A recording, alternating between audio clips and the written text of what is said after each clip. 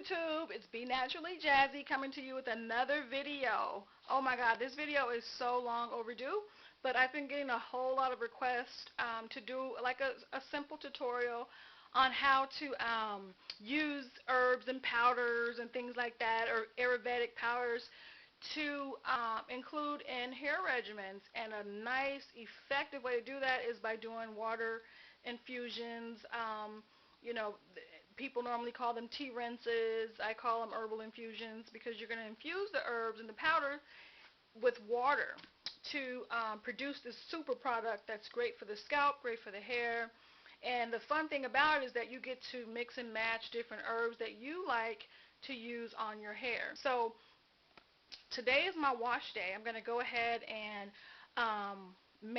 create a rinse for my hair tonight. Before I do that, I want to say what's up to all of my new subscribers. I don't have that many, but I'm super happy with the new subscribers that I have gained over the last couple of months. And what's up to all my old subscribers as well. Thank you guys so much for all the love and support that you've given me the whole time I've been on YouTube, which has not been that long. And also for checking out my website and placing your orders and hitting me up with questions and messages. So thank you so much for that. This tutorial is going to be super quick and easy, so I don't want people to feel, overwhelmed or anything like that, because it's not at all difficult. So this is one of the quick methods. This method I'm going to show you tonight is called the coffee maker method. Now, I normally do the stove method, and I'll tell you why. The reason why I prefer to do the stove method is because I like to do these in big quantities. Like, I'll make a big pot of it on the stove, and I'll store it in my refrigerator in a gallon tub. That way, whenever I go do it, it's already in the refrigerator. It lasts me a couple of weeks. I also have like friends and family and local customers who will call me, and it's their wash day, the next day or that day, and they want to quickly purchase a tea rinse. And I don't offer it on the website because, for my customers who are spread across the USA, you can do this yourself. It's really not, anything hard that you can't do. And also with the shipping, it's going to take a few days, and, why wait? If you're in New York, you can go ahead. If you have the herbs, you can go ahead and do this yourself. But I do have customers who live within walking distance from my house or around the corner, and, they're working and they want this after when they get off work. I can deliver this to them fresh, a fresh batch right off the stove. So that's why I make big quantities at home. But for my customers who live far away, you guys can definitely do this yourself.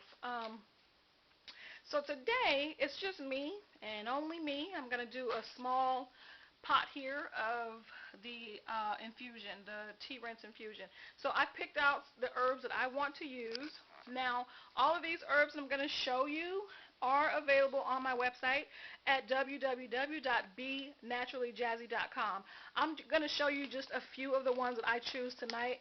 I have more that's not pictured here available on the website. So it's like a goodie store. You can go and pick and choose, whichever ones you want, but I'm just going to show you a few right now. I'm also going to explain to you a straining method as well.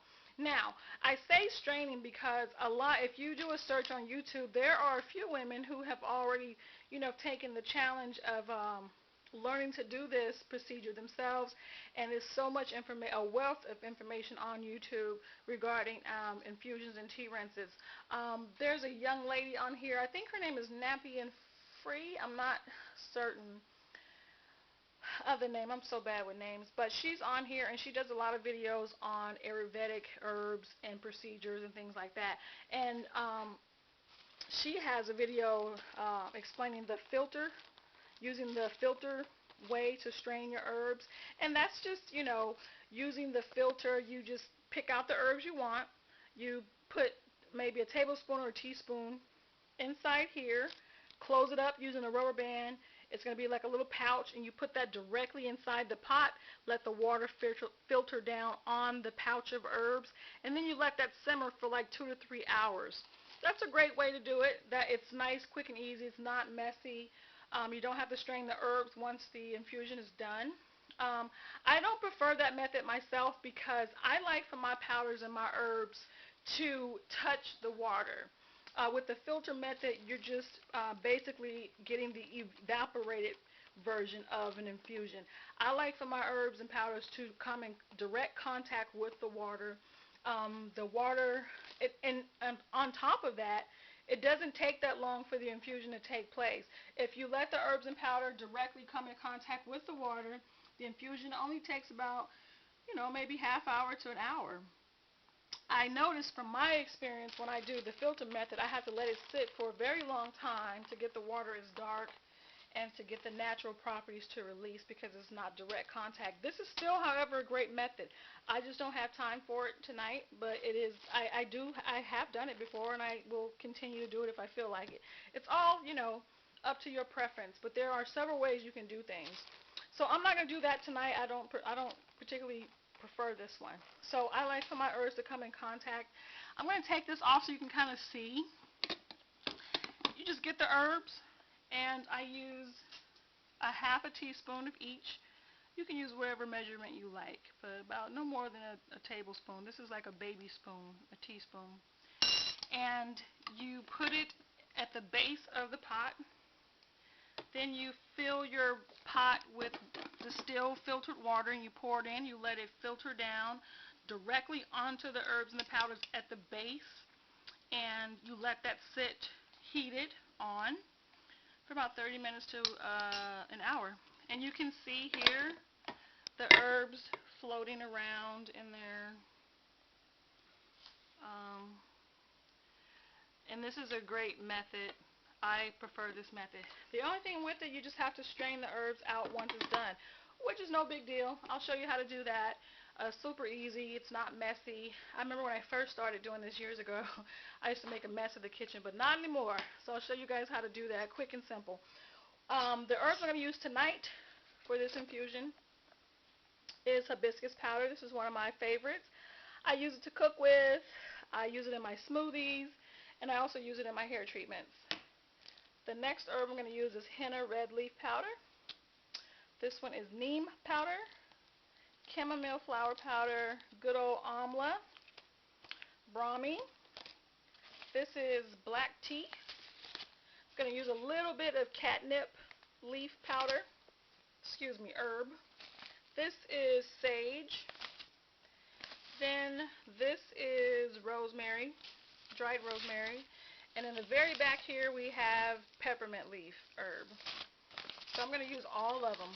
And right now my kitchen smells so good. Oh my God. It smells so good in here. I love it. I really enjoy doing this. So, for the sake of time, I've already started, like I said. So those herbs are already in here. Now, this is just about ready to come off. So to strain it, there's two ways that I like to do it. You can use what we call here in the herb community cheesecloth. Cheesecloth is a cloth that is used for cooking. It's also used for cleaning. There's a number of ways you can use this. I have this available on my website to buy with the herbs if you prefer.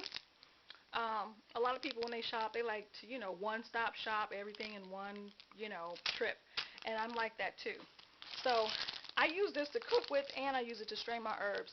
So like if I was making like a lemon herb chicken, the whole chicken, you can stuff whatever herbs you want. You can stuff sage, you can stuff hibiscus powder, and you can stack it all in this cloth, ball it up, secure it with like a string or rubber band, well, a string, or you can tie this inside itself because it's very stringy. And you stuff it into the chicken and let it bake and let it roast in the oven. And you can, use herbs. You can use a cheesecloth in that way to cook. Like I said, I not only use these in my paste and my rinses, I do ingest a lot of these herbs. And another way is to strain it, the herbs, when you're doing tea rinses, is to open the cloth up, spread it out over the container that you're going to pour the liquid in, and this catches the herbs. So it strains out the herbs and the liquid falls. Now, if you don't have this available and you won't be able to purchase this, Another way you can strain your herbs is by using a pantyhose, the base of the pantyhose, a clean one, of course. And I use it too. All the time. I don't use this. I use whatever's handy. And this is the base of a pantyhose. And you just kind of cover it. And this is cool because it kind of like has its own elastic, and you don't have to worry about it falling off because it grips the container. And this is a pitcher, just a regular water pitcher, and you kind of put the pantyhose over this, and once you pour it, I'm going to go ahead and pour it for you guys so you can see it.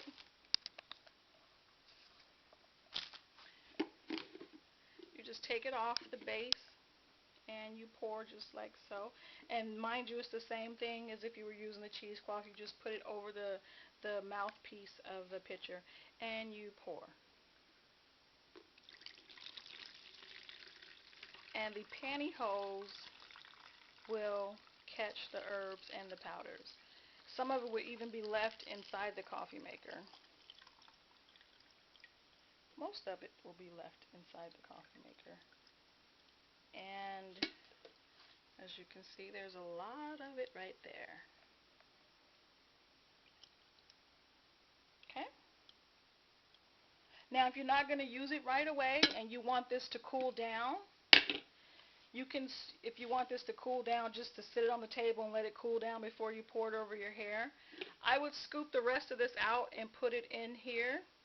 That way, while it can be marinating while it's cooling down. The herbs can be marinating inside this part, which can go directly, you can pull it down to make it go all the way down where the liquid and the stocking cap will meet. But I don't need to do all that today, so I'm just going to quickly show you guys the quick way to do it. So, as you can see, there is the liquid at the bottom, and I'm going to see if I can pull this up with one hand and holding the camera, and you will see a lot of the herb is caught right there in the stocking. And that's it. Very quick, very easy, not messy at all. Once this cools down, this is what you're going to pour over your hair. That's it. So if you guys have any questions, let me know. I'm going to go ahead and finish washing my hair and giving myself this great treatment.